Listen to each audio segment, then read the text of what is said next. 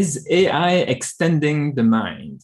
Hi, everyone. Thank you for joining us for the second annual Cross Labs workshop online. And this workshop is organized by Cross Labs, our interdisciplinary research institute located here in Kyoto, Japan, supported by Cross Compass, a leading AI company here in Japan as well. We're here all week talking about AI, cognition, other things, featuring speakers from all over the world that will help us think in orthogonal ways about how AI can extend our concepts of mind and intelligence. If you're joining us on YouTube, welcome. Be sure to subscribe to our channel to get notifications about upcoming events, including our monthly Crossroads series. Today, it's my pleasure to introduce Alan Dorin, who will lead us into a discussion about AI and ecosystems. Alan Dorin is an associate professor in the Faculty of Information Technology at Monash University. He researches the ways in which technology assists discovery in the ecological sciences and in human creativity via methods in ecological modeling, insect-plant interaction, and biologically inspired art simulations. This talk will be about 30 minutes, and then we'll have about 20 minutes for Q&A afterwards. We'll be taking questions via Slido. So whether you're joining us from Zoom or YouTube, you'll be able to participate. Just click on the link we'll be posting in the chat and ask or upvote questions you're excited about. And we'll be able to chat a bit more after, but let's go dive into the talk. Alan, the screen is yours.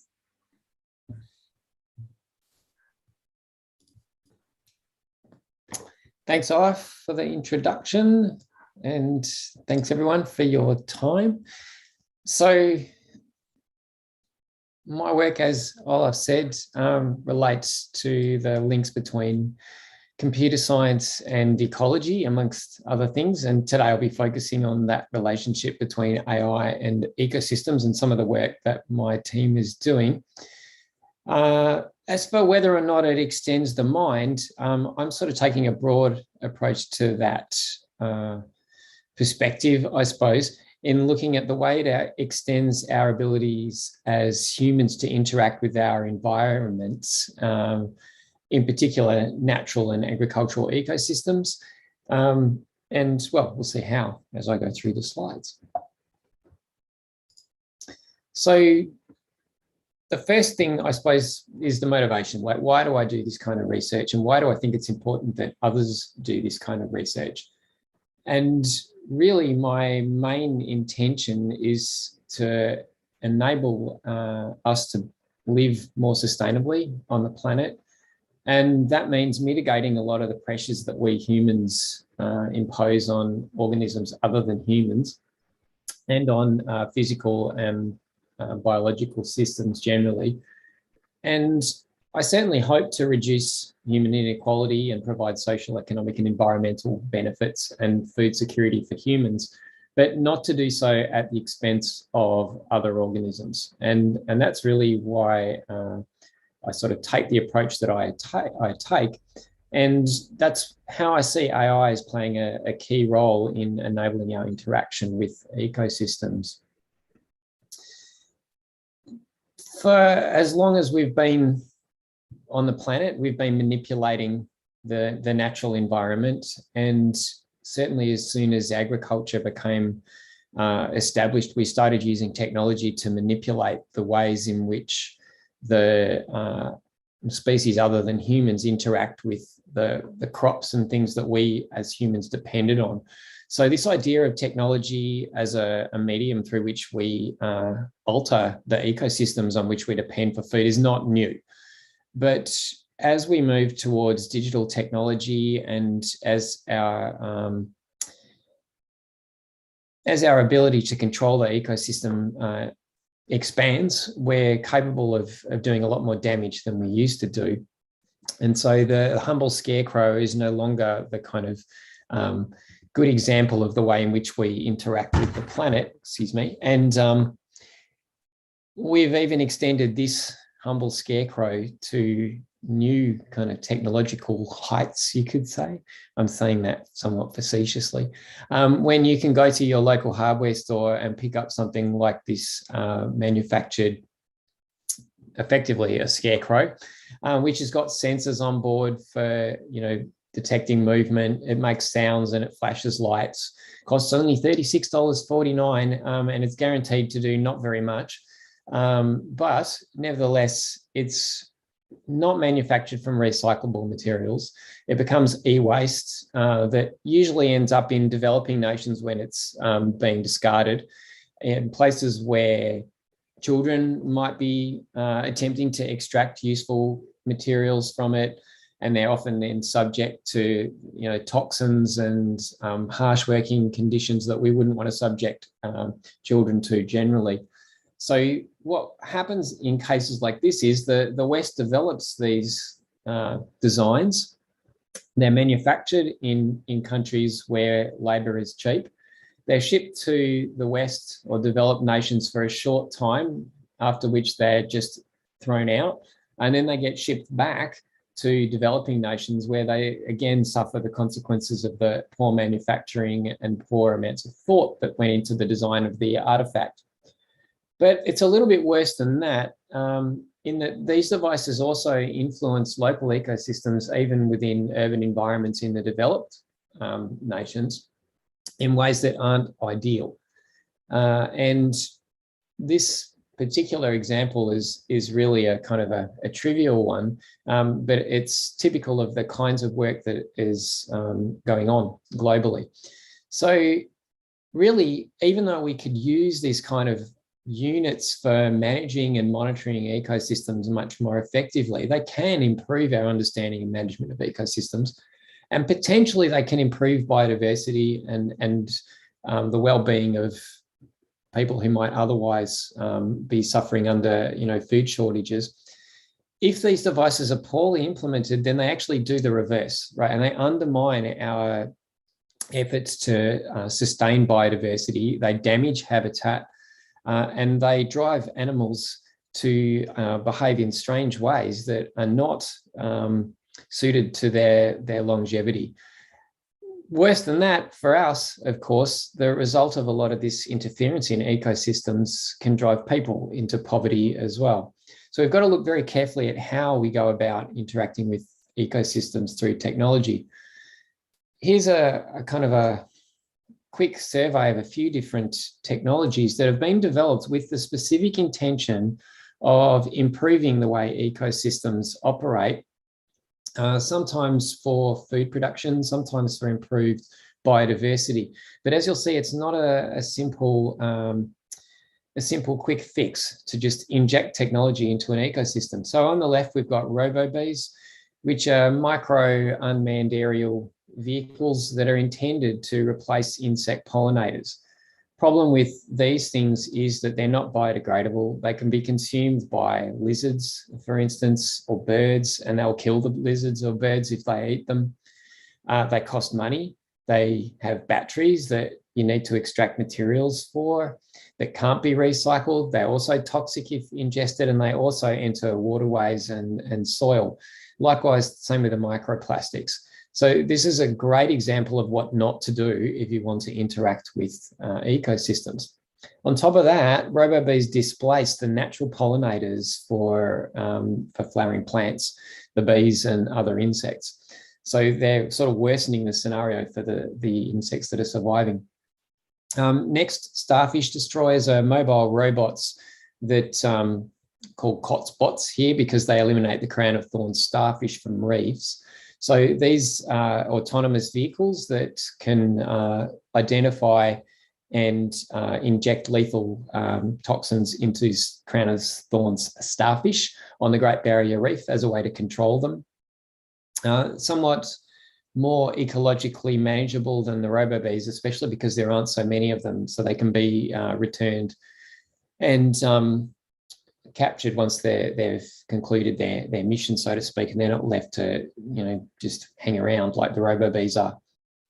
These salmon sorters similarly are placed in a river in Norway as a way of sorting farm salmon that's escaped from natural wild salmon that's attempting to spawn in the river. So it uses four cameras and computer vision to track and identify these fish, and then it shovels off the farm fish separately from the wild fish. A few more examples here. Intelligent scarecrows. This really is just an advanced version of the owl that I showed you the second slide. It responds to movement and can also use machine vision to recognize particular species if you want it to, depending on the scenario. So it can frighten birds away from crops, but it can also keep elephants from damaging farms. So you can set them up as a kind of a barrier to encroachment by wild animals. Tags and wearables are being increasingly used to monitor animal movements. Some of those are retrievable and don't enter the ecosystem, but some of them are very small, such as the ones that you attach to the back of this bee. This is from a Bees with Backpacks project. There's basically an RFID tag that enables people to monitor when the insects are leaving the hive and when they're arriving back again, or when they're accessing a kind of a feeding position that's set up with an RFID tag reader out in the field. Some of those obviously get lost and do sit around in the ecosystem. And then there are camera traps and other kinds of monitors which can also be retrieved, and they're set up in forests or on beaches, pretty much anywhere ecologists are interested in monitoring to record what goes on there. Now, all of these things have different strengths and weaknesses and different benefits to their use, but they're not regulated, and so in some cases, the device might decay while it's out there.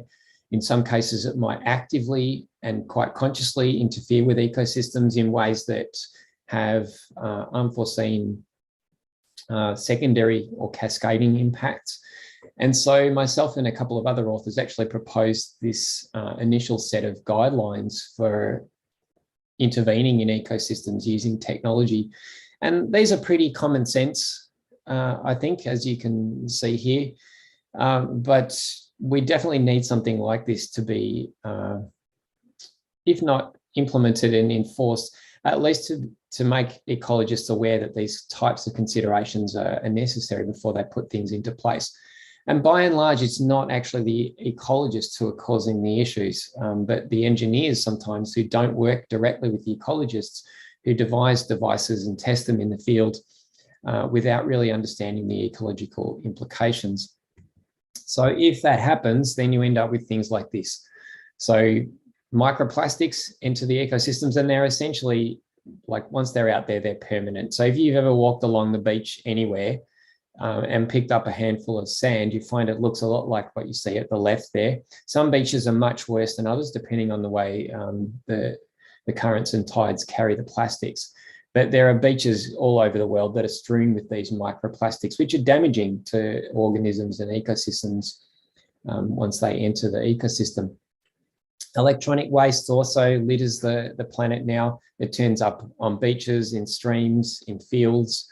And again, it's not always inert materials. So sometimes toxic materials can leach from these, into the soil and into the water bodies.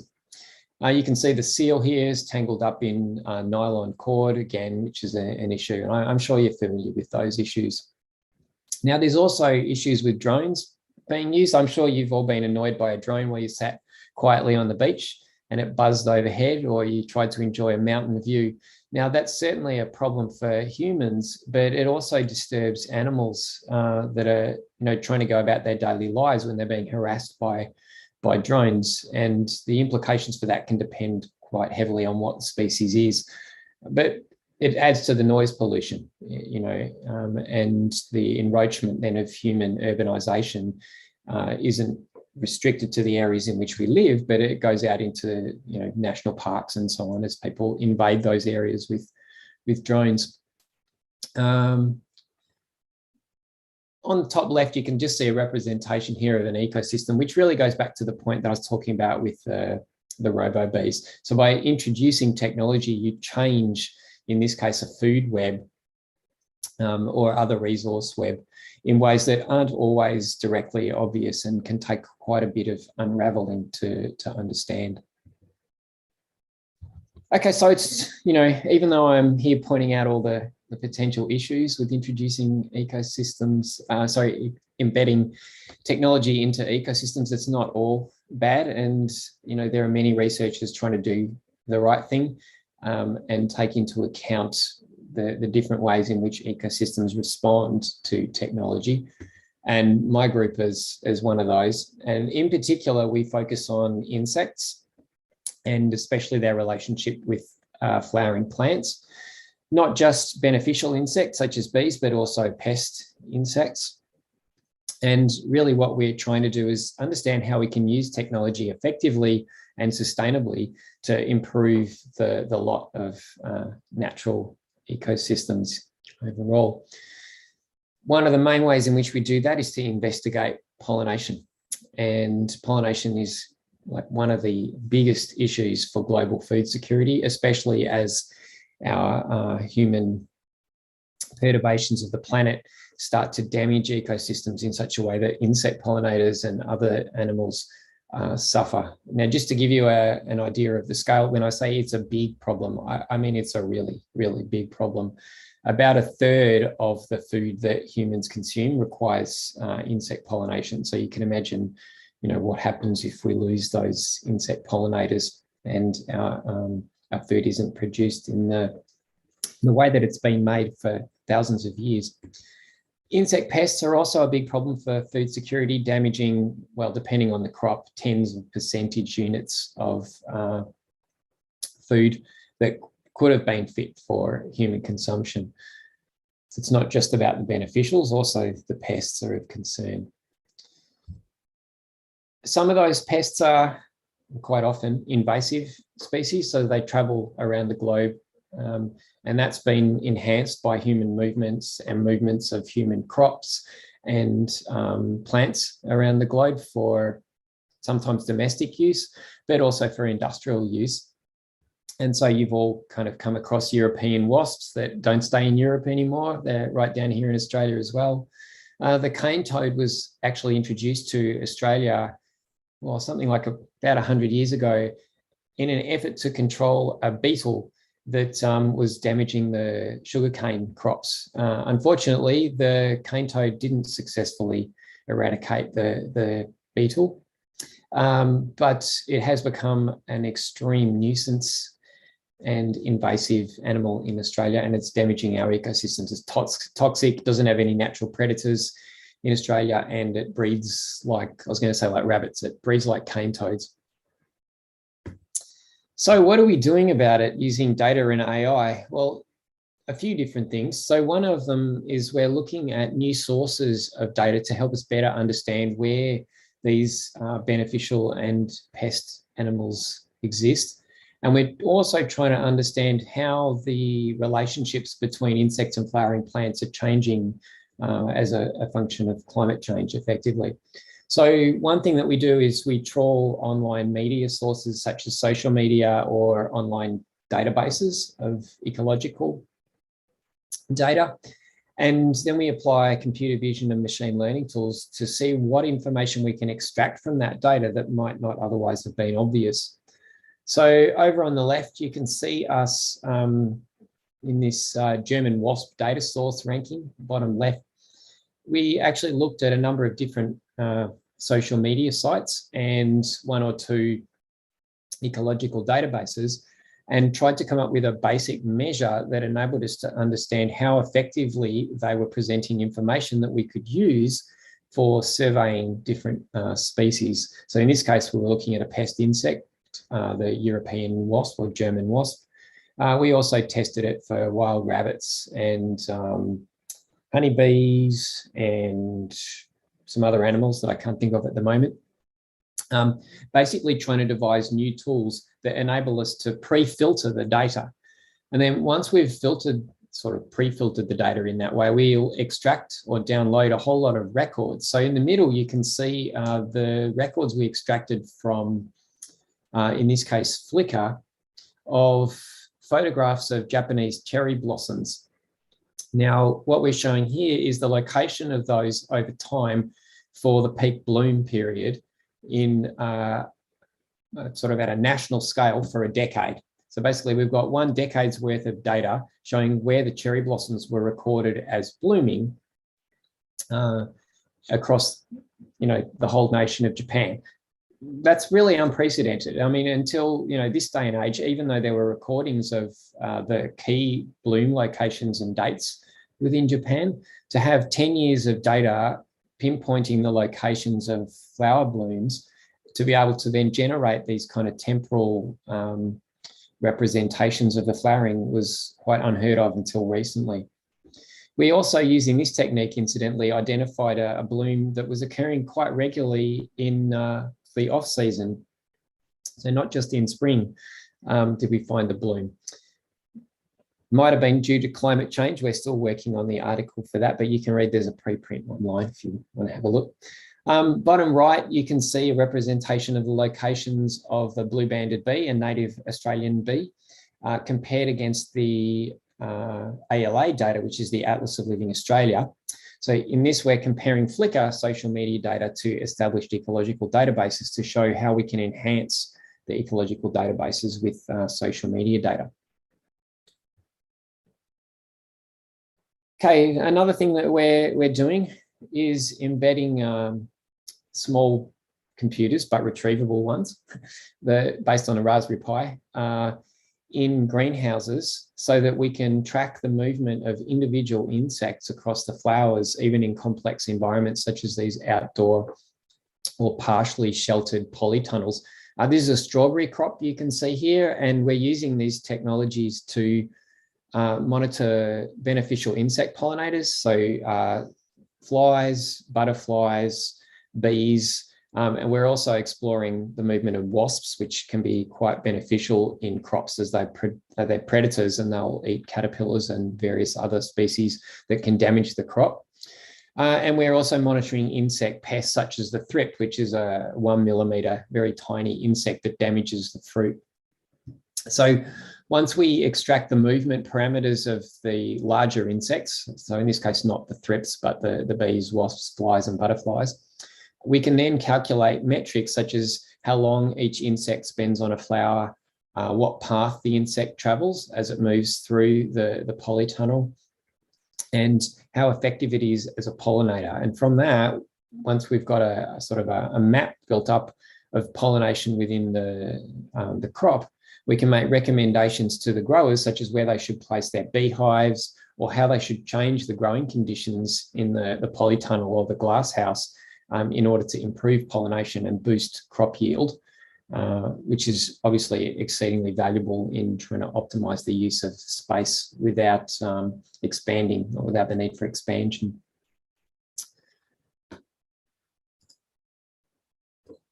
So another thing we're doing is taking that data that we extract from insect movement and building virtual insects. So here you can see some representations of virtual foraging bees. This is work with Tim Taylor, who's actually online at the moment. Hi, Tim. And in this work, we're simulating bee vision, bee decision-making, bee memory, bee scent marking, and the movement of pollen between individual flowers within a crop, or between a crop and wildflowers or weeds that might be planted in the same vicinity. And from this, we can then make various calculations about how better to arrange the greenhouse or the crop, or how to alter conditions in such a way that pollination is improved. So for instance, the graph on the right is comparing the rate of pollination of crop patches of particular size based on the known characteristics of different insects. So all of this work, of course, is important for us because these, as you can see here, are the typical environments in which we're currently growing crops. And bees didn't evolve in these conditions, so they're not ideally suited to navigating amongst crops when they're set out like this. And they really need all the help we can get, and help they can get, and we need all the help that we can get. So therefore, it's in our best interests to help the insects to pollinate the crops as well. Now, As we move to urban environments, you're probably familiar with many of the smaller farms that are popping up behind office buildings sometimes, or along rail yards or in roadside verges. And in this case, we're changing even the traditional agriculture that the West has sort of developed over the last 50 or so years into massive industrial plots of hundreds of hectares into these very, very small areas where each individual grower might be a person who owns an apartment nearby, and they're assigned a plot of 2 or 3 meters side length. And that again changes the pollination conditions. So once again, as we move from small scale farming in rural areas to industrial farming and then back down to urban plots like this, we've got a lot to think about when asking pollinators to do their kind of usual jobs for us. So to give a little bit more detail now on the work with Tim in the simulation, just to provide a concrete example, what we did is build virtual environments that are subdivided into smaller and smaller regions and monitor the insect movement in simulation between these different regions and track the amount of pollen that's carried between 2 different crops in this case, so that we can accurately estimate the rate at which pollen is transferred from one flower to another of the same species. Another application is in hybrid seed production. So in this case, you plant male and female lines of a crop, and the male line just provides pollen that fertilizes the seeds on the female line. And the grower in this case is attempting to maximize the amount of fertilized female seed, because that's what you sell when you're selling your seed to growers who then want to grow the crop. So you might be producing carrot seed or cabbage seed or something like that you can buy in a little packet if you go to the hardware store or the nursery. But industrial growers grow this stuff en masse, and therefore they require many kilograms of seed. So what we did here was simulate different arrangements of the crop within the polytunnel, so different row arrangements, male, female, to maximize the number of female lines, minimize the number of male lines, but still produce good pollination in the environment, such as to be able to maximize the yield, which is in this case seed crop. Okay, the other thing that we do when we monitor the insects that are pests is we explore ways to reduce their numbers without insecticide. Now, that's very important because some insects in particular do not respond at all to insecticide, and they actually can evolve strong resistance to it. But other insects are well controlled by insecticides. Now, insecticides are cheap. They're also nasty. Obviously, they get attached to the food and then we eat that food. They also enter the water table and the soil. And so we want to minimize the use of insecticides. But there's no denying that in modern agriculture, they play a very significant role.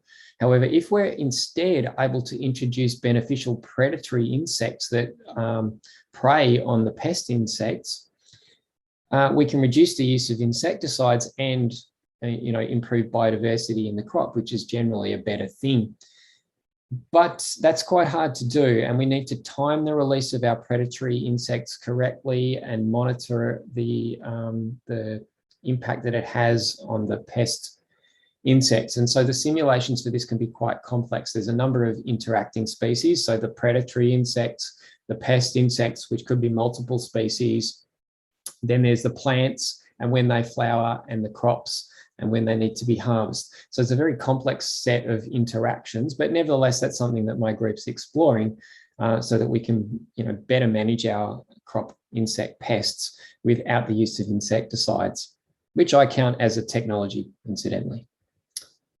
So look, in a nutshell, that's really a kind of a lightning fast summary of some of the things that my group's working on. But I guess the point to take home from all of this is that as long as we're aware of the potential damages that technology can do, and we look not just at the immediate focus of our attention, which might be enhancing, say, pollination, but the repercussions and the cascades that occur when we apply things like machine learning and AI, or where we deliberately place physical hardware into ecosystems. As long as we're aware of that complexity and we try and minimize the impact of it in order to improve the situation for not just humans, but for other species as well, then I think there's a lot we can do with AI to expand our ability to manage and monitor ecosystems sustainably.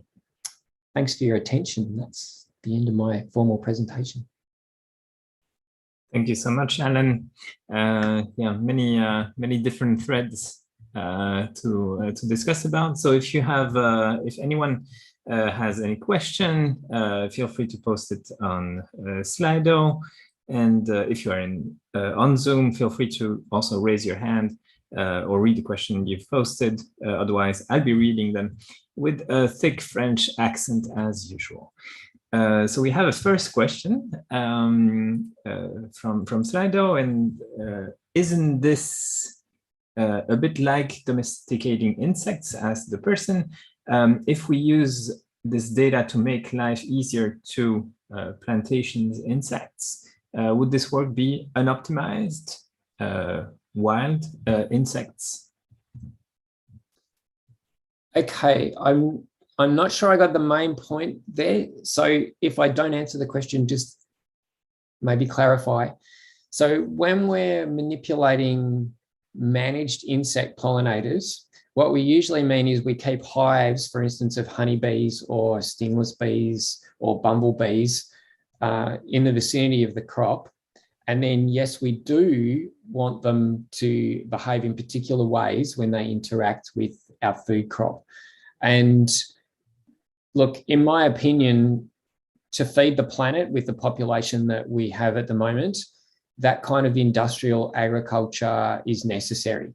Now, it doesn't mean that small-scale agriculture with wild insects that are not managed isn't important or doesn't have a place to play. In fact, in the majority of the developing nations, that kind of smaller scale agriculture is probably the key. So most farms in the world, something like, I think over 75% of world farms are less than 2 hectares. So they wouldn't count as industrialized agriculture.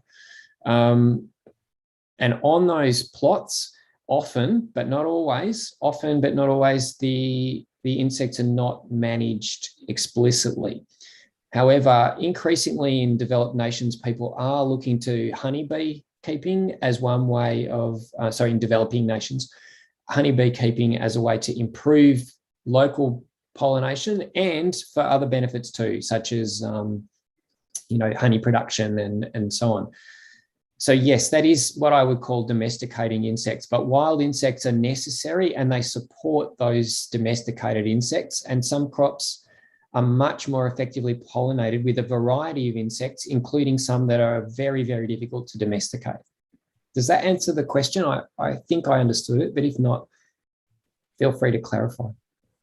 Right, yeah, they can ask a follow-up question if that's the case. I have a question concerning, well, those are the very important issues and very difficult. You mentioned that we should understand the complexity first, which I completely agree with. In order to do so, do you think there are points that we're missing currently in terms of interfaces between, well, human stakeholders, people who are invested in agriculture and so on, but also in politics, between them and, well, technology?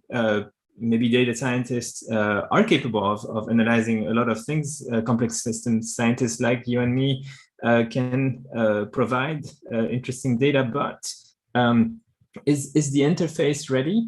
Is there some crucial steps that we're missing? Yeah, look, it's a great issue to raise. And I think the majority of issues or problems that I've seen, as I briefly touched on before, have arisen because engineers step in under the, I mean, I hate to say it, but almost the arrogant assumption that they understand the system that they're looking at better than a farmer in, a developing nation who's been living off the land and whose parents and grandparents have been living off the land for decades. And that's a big mistake.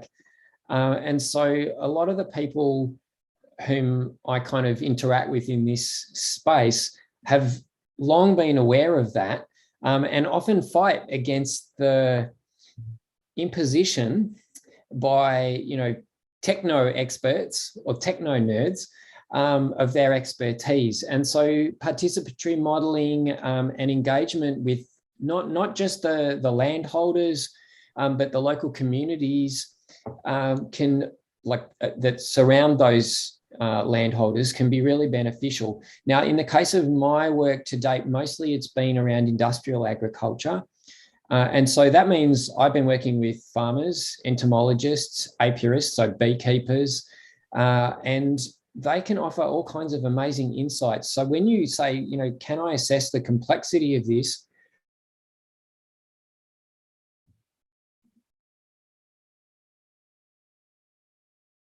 Oops, there has been a technical problem. That's all right. We're back. Yeah. All right. We're back. I think, look, the first step is in recognizing as a technologist, you're not an expert at the system with which you're engaging.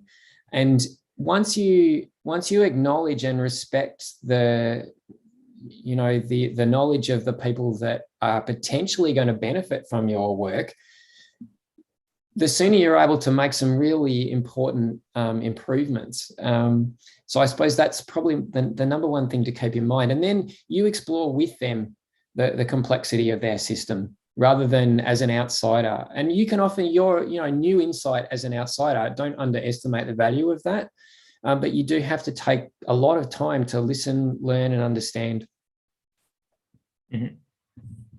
So we have a next question from Manuel. How do we account for timescale differences in different synthetic models? Insecticides versus evolving insects, drones versus birds learning to take them down, etc.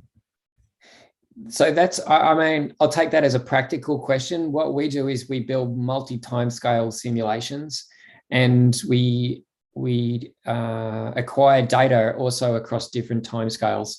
So for instance, when we're monitoring insects moving across a crop, we're doing that at 30 to 60 frames per second. But we then want to know how many insects visited a particular crop across like a 1 hectare plot over a day, a week, a month, a season, and then can we string that together over multiple seasons? So yes, you do have a lot of different dynamics at different timescales, and the only way to kind of manage that is to acquire data against which you can validate your models across all of those timescales. It's a hard problem, and as you can see from some of the work we're doing, we're looking at things from nation scale, like how do we find where the insects are, right down to what is that 1 millimeter insect doing on that particular flower. And without those multiple scales, the models aren't as helpful as they could be.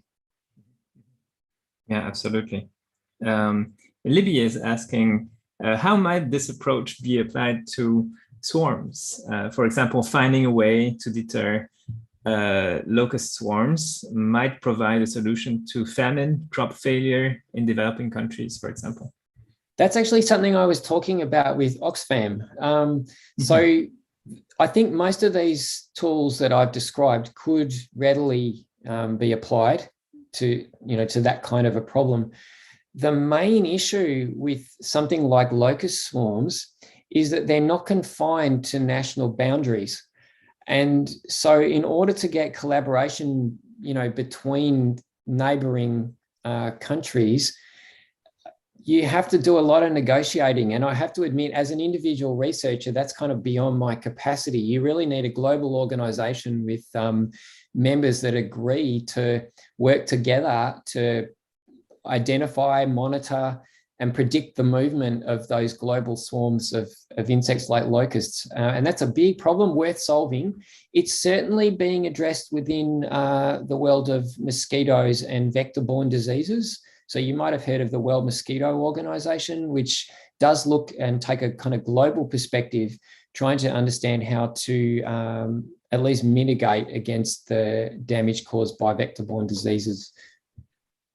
It's a good question. I did see Paul has been Right. waving his. Oh yeah, Exactly. sorry, I just randomly waving for the last minute or so.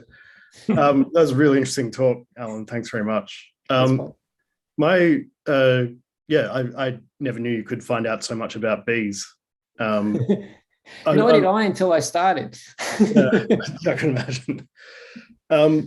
That's the first, like, as I've been living in Japan for quite a while, so I didn't actually know about this AIALA service, which looks really great. Just quickly brought it up. The data that you've shared, that you scraped, where you're comparing, was it Flickr data with the AIALA data? Mm-hmm. I was wondering if you were sharing that with. It seems like the CSIRO behind this project. AIALA. Yeah. So AIALA is a node in GBIF, which is the Global Biodiversity Information Facility. So it's a global network of biodiversity data. And then AIALA is the Australian component. And the group that manage AIALA are, I'm pretty sure, housed at CSIRO. But there's some kind of independence between them. The work that I'm doing is in collaboration with CSIRO, though, and we do meet with the AIALA staff. So yes, they're aware of the work that we're doing, and we're actually looking at currently how we can enhance the traditional Atlas of Living Australia data fields. So it's got, latitude and longitude and all the kind of regular stuff that you would expect in a record for an observation of an animal. We're looking to enhance that using the kind of tools that I was talking about before, so that it's not just a species record, but it's sort of a super species record that's interconnected with other records. Okay. Yeah, one of the reasons I was asking was that in my experience with Australian government departments, they're not very receptive to social media data being used alongside their own sort of official data. I speak from personal experience there because my PhD project was on bushfire mapping, and the state fire emergency services were very, very reluctant to have any social media data in getting sort of intertwined with their own data at all. So that's partly why I raised the question. Yeah, it's a good question. And I'll be, I think since about 2016, 2017, the tools and techniques for filtering that data using especially machine vision and natural language processing and, sort of other machine learning tools, I suppose, have really improved to the point where there's a burgeoning field of social media network data analysis. And I think you probably find it's becoming increasingly acceptable to incorporate it into decision-making. I wouldn't want to mix it with other types of data, but it can certainly support, enhance, or I don't know, collaborate's the wrong word, but work together with that other type of data that might have been collected from sensor networks and things.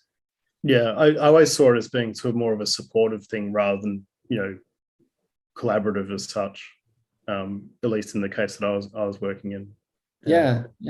I think there are certainly people doing bushfire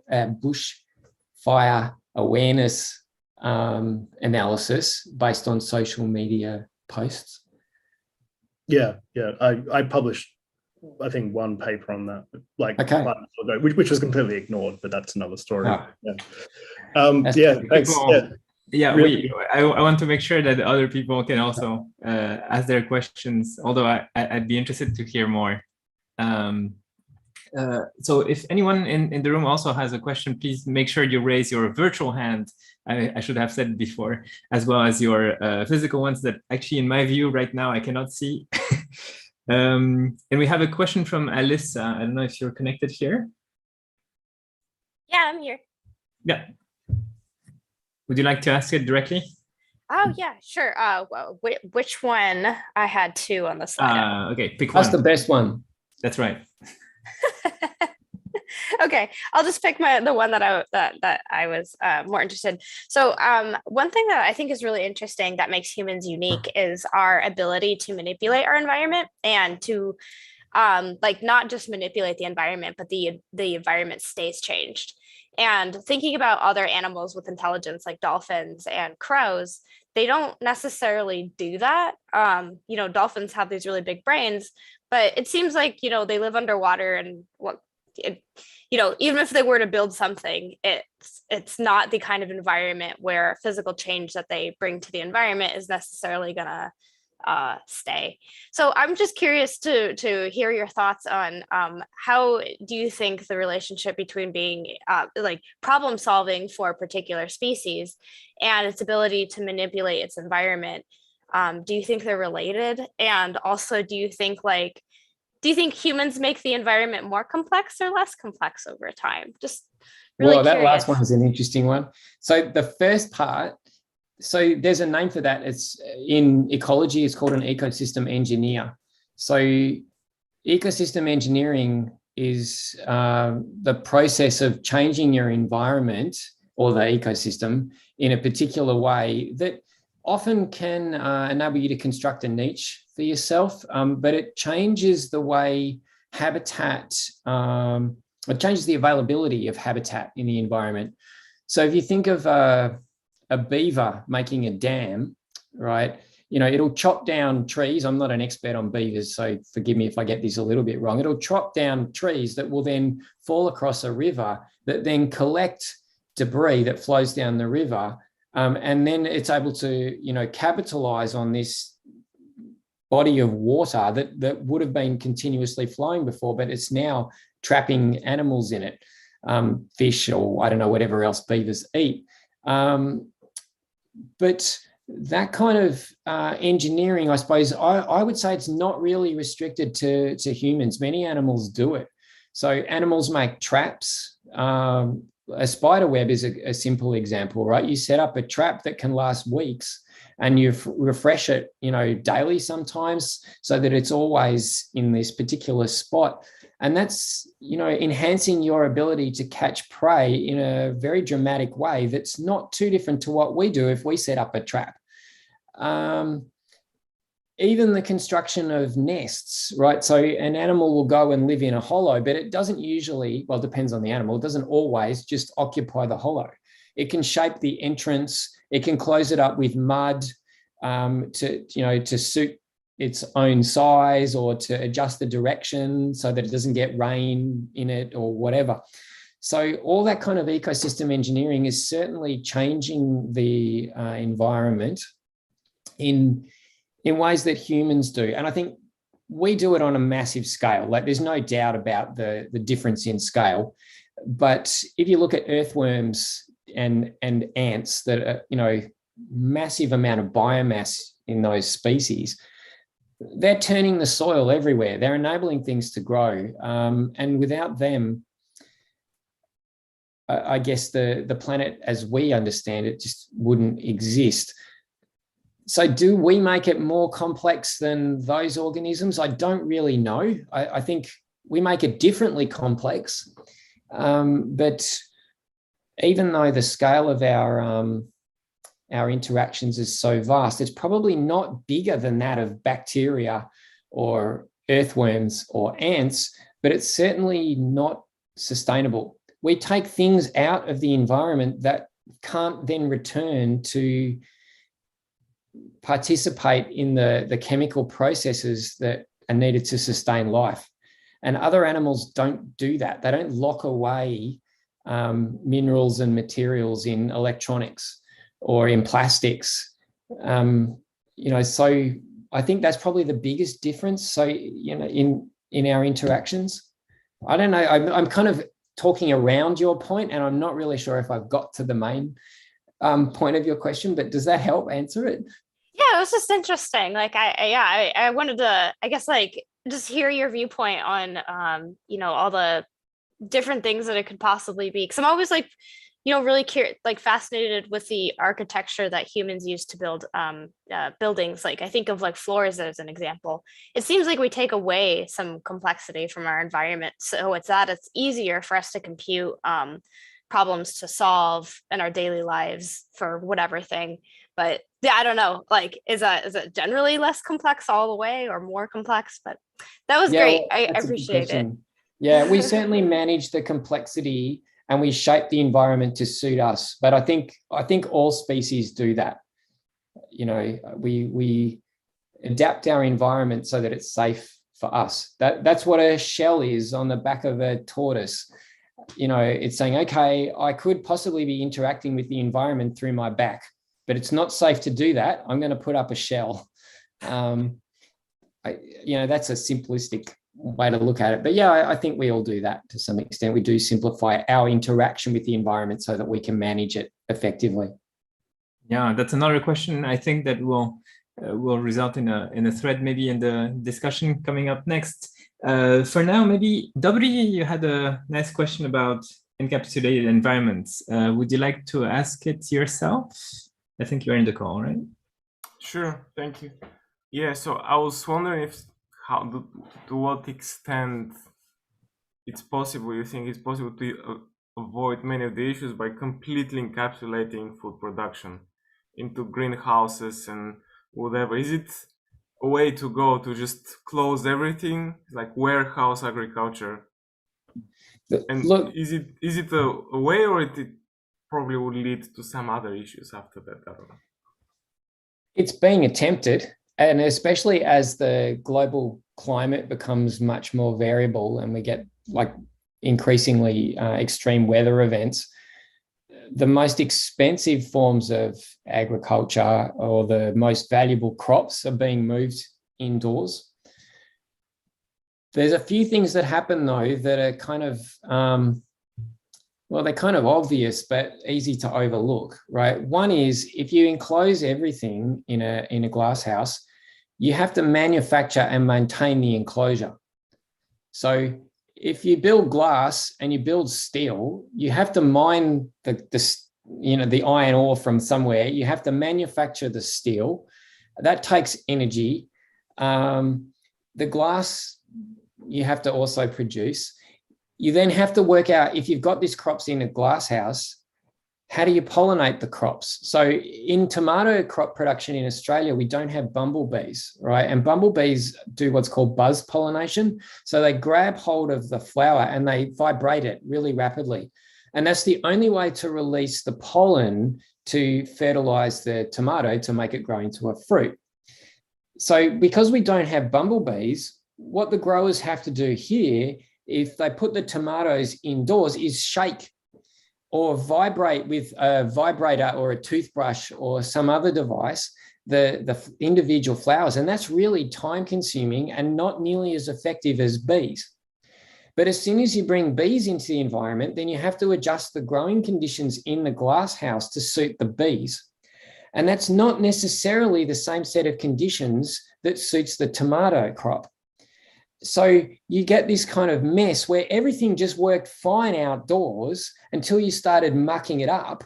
But you have to keep investing more and more money in maintaining these mini ecosystems whilst keeping out pests. And then, of course, as soon as a pest somehow gets in, it passes biosecurity by mistake on a seed, and so a fungus arrives, or it comes in on someone's boots.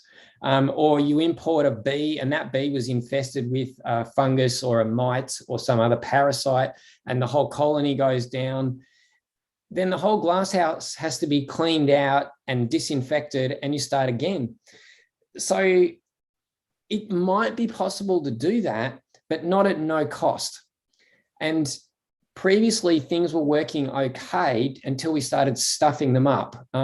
So my preference is, not to treat food production as this isolated thing, but to understand how it fits within the ecosystem and the planet as a whole, and to just manage it better and more sustainably. So to cut a long story short, it's possible, but there's no free, cheap way to do it. And I don't think there's a way to do it without damaging the planet, basically. Yeah, very, very tricky. Joe is asking from YouTube practical questions about how to address climate technologies, but also a practical question about how to plant for pollinators, which I find very very important. So how are they robust across different contexts or very local? She or he says. They're quite local. So the best thing to do if you want to plant a garden for insect pollinators anyway is go online and have a look for some local insect groups. Now, you know, the insect populations vary between regions, like temperate regions, tropical regions, desert regions are all very different. But even between different continents, there are differences that are very significant. Just to give you an idea of the biodiversity, just bees, there are 20,000 species of bee. Now, most people know about honeybees and bumblebees, of which there are something like 20 species of bumblebee. I'm guessing, I really don't know that number off the top of my head, and a handful, maybe half a dozen or less species of honeybee. But in Australia, we've got about 2,000 species of native bee, so not counting honeybees. And the other, 18,000 are all distributed around the world. So that gives you some idea about how local populations can be. So find out about your local kind of entomology or nature groups. Often you'll find online recommendations for planting. So you want to provide, different types of flowers with different nutritional contents, different types of pollen, different nectar availability throughout the year to enhance your local pollinator garden. There's a lot of info online. Worth having a look. It's great. It's fun. You can just go out in your garden then and go bee spotting. It's really good. All right. And one maybe last question from Takashi. Takashi, would you like to ask the question? Or I can... Okay. Yes. Well, actually, hi, Alan. Was very Takashi. Hi. So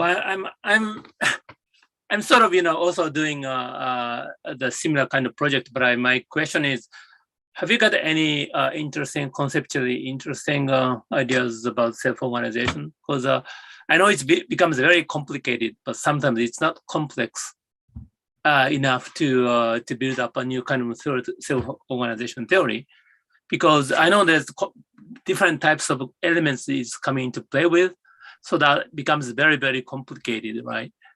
But I always say that complicated and complex is different. Complex theory requires a new kind of theory, but the complicated things is that it just takes a lot of time, but you can make like a combinatorial complex, and it's a bit different from a dynamical complexity that usually dynamical systems or any other artificial life model. Show us. Yes, it's an interesting point. To be quite honest, I've been very practical in the work that we're doing for the last 10 or more years now. So I haven't sat down and kind of theorized deeply about the ways in which we can understand these systems as complex systems. And so a lot of the time I've been concerned with the complicatedness rather than the complexity, to put it in your way of thinking. And I suppose the only exception to that is to try and understand these systems as open-ended evolutionary systems, and to try and link my understanding of how insect pollinators select and manipulate flowers, and how flowers select and manipulate insect pollinators through their vision and through scent, to generate the kind of complexity of flowers that has evolved over evolutionary time periods. So in that sense, I suppose I am looking at the question of open-ended complexity, the production of open-ended complexity through ecosystems. And I know, when I started looking, now we're talking like 20 or 30 years ago, at open-ended evolution, I didn't know the first thing about bees and flowers. And when I jumped into understanding pollination, I wasn't thinking about it as a way to understand open-ended evolution. I was thinking about it from a practical standpoint. But after a number of years of working on the two things and having them in my head together, I really do think that this is an ideal evolutionary and biological or ecological system for trying to understand the complexity growth that we see in ecosystems. So in that sense, I suppose, yes, but could I explain what I found in the next 30 seconds? Probably not, but it's a really good topic, I think. Well, adding to that, because I don't know whether there is a minimal, agent-based model, for example, can account for this this kind of complexity that you are working with, right? We usually going back to like a very simple, two species with two-dimensional space interacting like with three rules or something, and then this can explain this kind of complexity, but maybe in order to have a open-endedness of open-ended evolution, maybe some prerequisite or inevitable properties that we have to put into this minimal model, so that if we can come up with this essential part of this new type of complexity, that would be very interesting. That's something I'm also been looking for, but I know it's quite difficult, right?